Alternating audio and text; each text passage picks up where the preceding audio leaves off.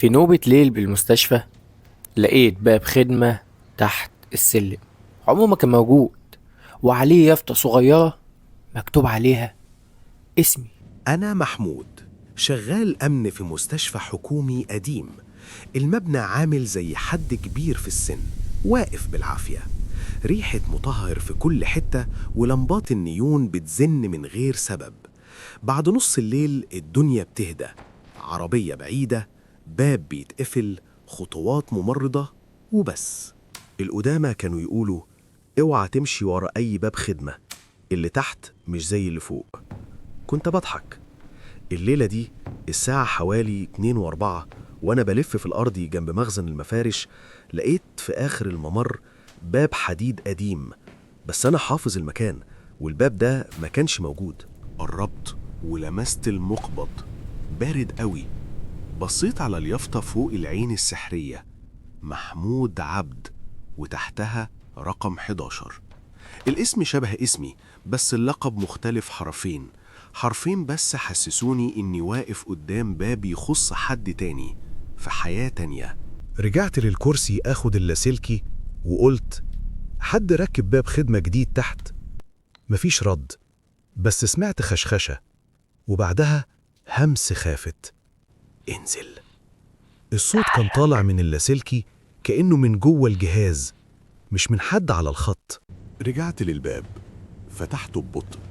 مش مخزن، سلم نازل لتحت. المستشفى حسب علمي ما فيهاش بدروم. نزلت أول درجة وتك خفيفة ونور أصفر باهت ولع تحت. كنت همشي بس فضول غريب شدني، كأني رايح مكان أعرفه. جريت ناحية الجامع. جامع صغير وبابه مفتوح. دخلت، فاضي تماما. السجادة مفروشة وعليها تراب خفيف كأنها متثابت.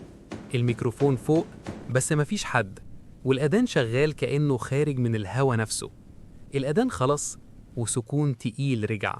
خرجت، لقيت الليل نزل مرة واحدة، كأن الغروب اتشال من النص واترمى. رجعت للعربية، لقيت على الإزاز الأمامي كتابة على التراب. اتأخرت، اتجمدت. مين كتبها؟ أنا كنت جوه الجامع والشارع فاضي. مسحتها بسرعة وركبت. دورت العربية والحمد لله اشتغلت. حطيت النمرة وبدأت أرجع ناحية مدخل القرية، بس الطريق ما كانش بيرجع. كل شوية ألس وارجع لنفس ميدان صغير فيه شجرة جميز وترابيزة حجر. قبل ما ألمس المقبض سمعت صوتي من جوه الباب: ما تدخلش، لو دخلت هتفتكر. اتجمدت، فتحت اللاسيقي: يا أستاذ سامح رد، أنا تحت. طلع تشويش وبعده همس: انت مش تحت، انت جوه. كملت بسرعة، لمحت كاميرا مراقبة في الركن ولمبتها الحمرة منورة رغم إن المكان ده مش موجود. لقيت لوحة صور وبطاقات تعريف. وقفت، لقيت صورتي نفس ملامحي بس أقدم شوية، وتحتها محمود عبد وتاريخ تعيين من 8 سنين. أنا بقالي 2 بس. في آخر الممر باب مفتوح ونور أبيض طالع. دخلت أوضة صغيرة فيها مكتب وشاشة مراقبة كبيرة.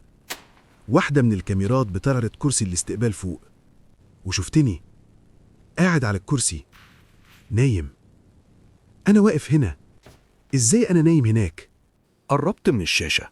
محمود اللي عليها فتح عينه فجأة وبص ناحيتي كأنه شايفني. رفع اللاسلكي وقال نفس جملتي: يا أستاذ سامح رد، أنا تحت. وبعدها ابتسم ابتسامة صغيرة. الشاشة قطعت ورجعت بكاميرا تانية بتصورني أنا جوه الأوضة. على المكتب درج موارب، سحبته. ملف سميك مكتوب عليه محمود عبد باللقب الغلط. فتحت أول صفحة، بياناتي، بس مكتوبة كأن اللي كاتبها عارفني زيادة. وفي آخرها سطر تحته خط: الملاحظة، المريض يتذكر أنه موظف أمن. سمعت خطوات بره بتقرب ببطء، اللمبة بتنور وتطفي كأنها بتتنفس. عند باب الأوضة اتفتح سنة لوحده. دخل راجل لبس نفس يونيفورم الأمن بس أقدم. لف للنور، كان شبهي جدا بس متعب أكتر. بصلي وقال: انت لسه فاكر انه فوق هو الحقيقة؟ قلت: انت مين؟ رد: انا اللي افتكر وانت اللي نسيت. وقال وهو بيشاور للملف: اقرأ آخر صفحة. فتحت ولقيت: إذا فتح باب 11 سيتم استبدال الذاكرة الحالية بالذاكرة الأصلية. مشينا في الممر، فجأة ظهر باب جديد عليه اسمي الصح كامل زي ما أمي بتناديني، وتحت الاسم مكتوب خروج. مديت إيدي، مسكني من معصمي وقال: الخروج مش دايما بره. فتحت الباب، اتوقعت ألاقي السلم، لقيت نفس الممر. قفلته فتحته، نفس الممر. بصيت حواليا، الراجل اختفى، وفجأة اللاسلكي اشتغل بوضوح. صوت أستاذ سامح: يا محمود، انت فين؟ الكاميرات مش لاقياك.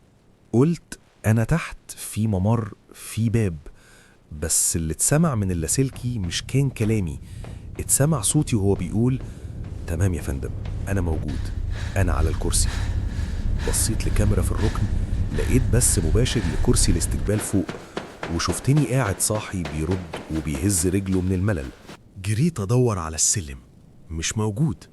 الممر ملوش بداية ولا نهاية، بس أبواب كتير، وكل باب أعدي عليه همس بسيط: افتكر، بدل، ارجع.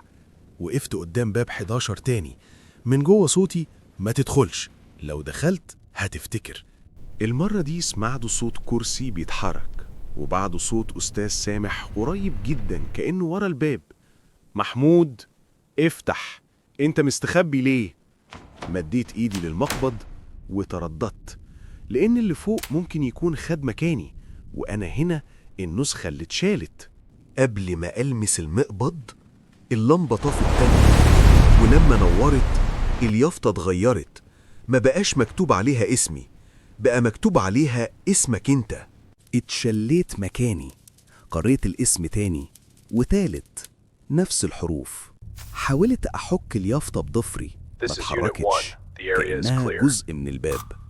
اللاسلكي عمل تكة لوحده، وطلع صوتي أنا بس بنبرة غريبة: لو بتسمعني ما تقربش، الاسم مش صدفة. رجعت لورا خطوتين، لقيت باقي الأبواب بتتبدل يافطاتها واحدة ورا التانية، أسماء كتير، بعضها مألوف وبعضها كأني شفته قبل كده على كشوفات قديمة.